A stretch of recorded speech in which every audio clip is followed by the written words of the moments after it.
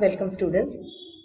Let us start with the derivation or understanding of the three cases that we had already discussed, that is balanced section, under reinforced section and over reinforced sections.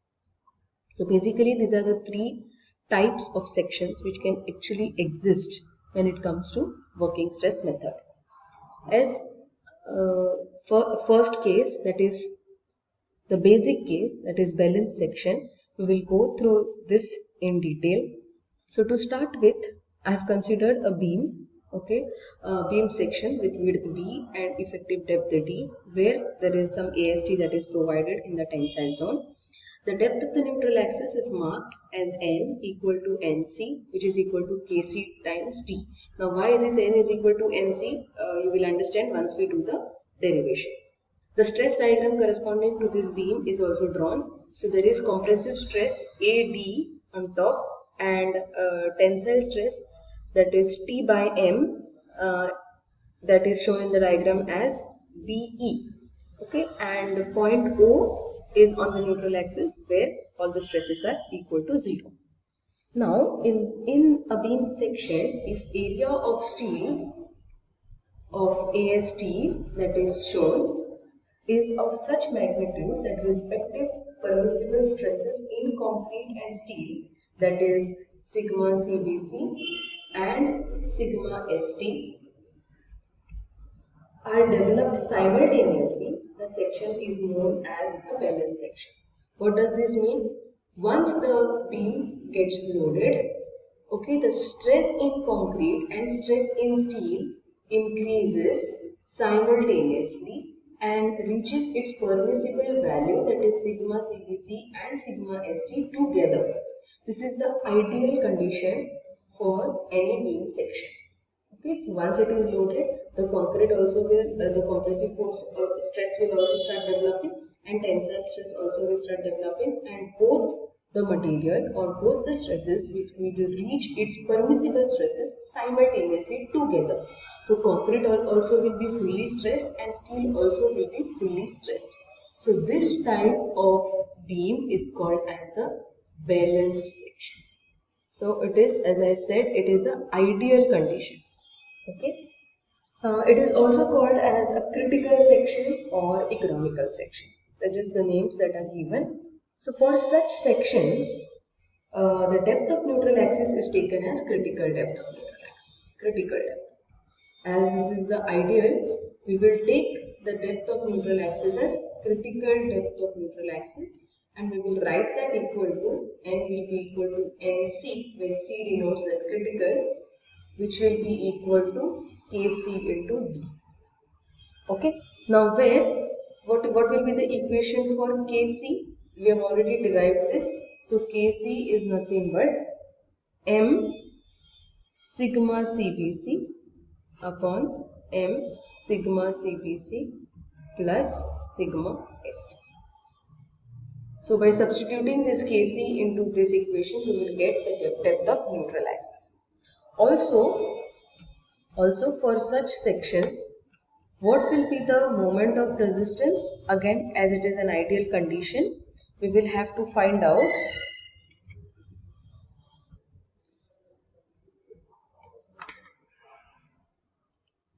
the moment of resistance. Mr is already derived, that is RBD square, where the value of R also is already done. So I will not repeat this again. The moment of resistance will be RBD square. Now here the moment of resistance from compression, force or compressive force will be equal to moment of resistance from tensile force. As it is ideal, as there is no resultant that is developed, we can write it as the moment of resistance from compressive force is equal to the moment of resistance of tensile force. Okay. So by equating this, if P is equal to the percentage of steel, P will be equal to AST upon BD into 100. We have already done this. AST upon BD we had substituted as P when we were deriving the equation for constant K. So you can always go back and refer. AST upon BD quantity was denoted by P or substituted as P. Now if we consider that this P is percentage of steel, it has to be multiplied by 100. But if we equate the total compression and total tension, that also we have done already, then we get, I'll just do it again, half into C into P into KD equal to TAST. In that case, AST upon BD, if we rearrange this equation, we get it as equal to K into C upon 2 times T. Okay, so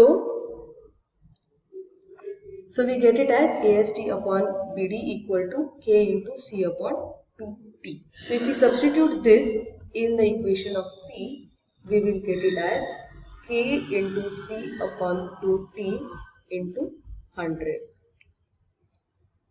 If we further simplify this, it will be 50 into substituting the value of K or the equation for K, we can write it as C upon T into MC upon MC plus T. Here what we have done, only substituted the equation for K, and 100 divided by 2 is equal to 50. So again this can be written as 50 into MC square upon T into MC plus T. So percentage of steel can be calculated by using this particular equation. Okay. So for critical section that we were discussing, for critical section,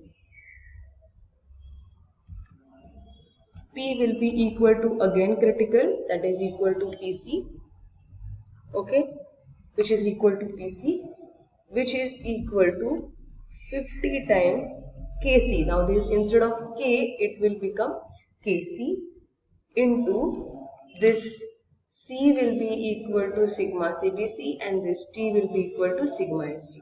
So it will be sigma CBC upon sigma ST. Now again if we substitute this value of Kc, it will be M into sigma CBC upon M into sigma CBC plus T. It is very simple. So I'll not do that. I will keep it in terms of Kc only.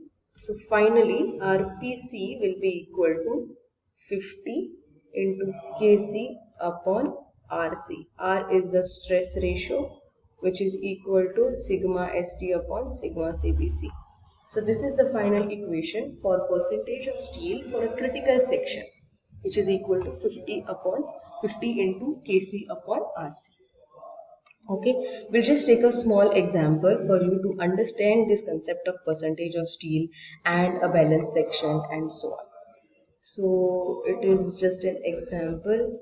If we consider, say there is a concrete with sigma CBC value of 5 Newton per mm square, and we have the sigma ST value equal to 140 Newton per mm square.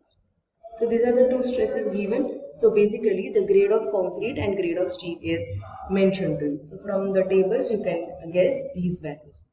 Now if you have to calculate, then your modular ratio M is 280 upon 3 sigma CBC. Substitute the value of sigma CBC as 5 here. So it will be 280 upon 3 into 5, which gives us a value of 18.66. Then we can get the value of K, which is equal to M sigma CBC upon M sigma CBC plus sigma ST. So by substituting the value of sigma CBC and sigma ST in this equation and the value of M, we get this value of K is equal to 0.39. You can just do the calculations. So here, then then in this case the percentage of steel for this critical section will be equal to 50 into Kc upon Rc. Kc is known to us, that is 0.39. Rc is nothing but sigma st upon sigma cbc. So we can write this as 50 into 0.39 multiplied by 5 upon 140, which is equal to 0.69. So I will just approximate this to 0.7%. Okay, so if the stress in concrete reaches its permissible value of 5 Newton per mm square, that is sigma CBC, and at that time sigma ST is 140 Newton per mm square, then 0.7% of the reinforcement for a cross section of B by D, a balanced section will be obtained. Okay, so for any section of dimension some value B by D having these two values of stresses, that is sigma CBC and sigma ST, 0.7% of BD or 0.7% of reinforcement is required to get a balanced section. This is what it means. Okay, I hope this is clear.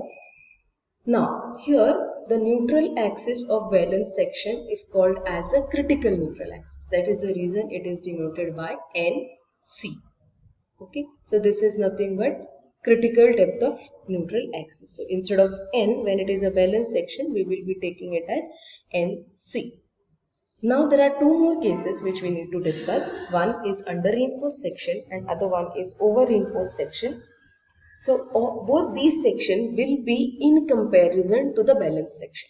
So it will be in comparison to all the criteria or all the things with respect to balanced section. So basically it will be with respect to sigma CBC, sigma ST, PC and NC. These are the factors which will govern or which will be considering or which will be compared for the other two cases. Thank you.